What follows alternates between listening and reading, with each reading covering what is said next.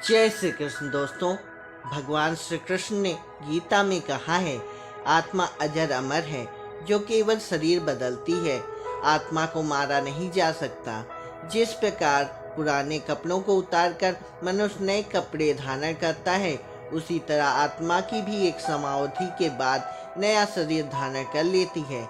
लेकिन नए शरीर को धारण करने का अर्थ हमेशा इंसान के शरीर से नहीं, बल्कि कर्मों और प्रकृति के अनुसार आत्मा को किस योनि में शरीर प्राप्त होता है उससे है। जीवन के बाद आत्मा खुद शरीर नहीं चुन सकती, बल्कि नियति उसे किसी भी जीव के शरीर में प्रवेश करने का आदेश देती है।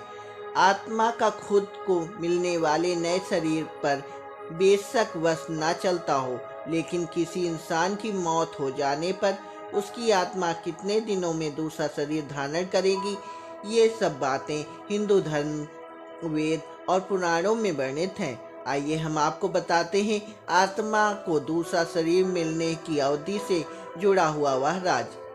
वेदों का तत्वज्ञान वेदांत कहा जाता है, वैसे ही गीता उपनिषदों का सार तत्व है।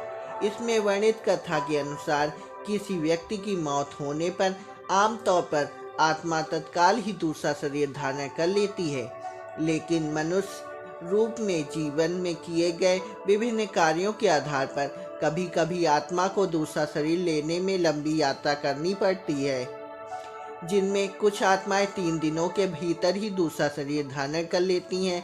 इसलिए कई लोग इस मान्यता को मानते हुए तीजा किया करते हैं।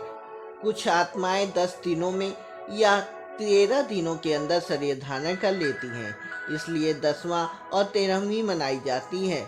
वहीं कुछ इंसान ऐसे भी होते हैं जिनकी मृत्यु दर्दनाक समय से पूर्व या किसी इच्छा के अधूरे रह जाने के कारण होती हैं। उनकी आत्माएं दूसरे शरीर में ना जाने का हट करने लगती हैं, इसलिए उन्हें दूसरा शरीर प्राप्त करने के लिए 37 या 40 दिन लगते हैं। वहीं अधिकतर लोग अपने किसी प्रियजन की मौत के 1 साल बाद उनकी बरसी भी करते हैं।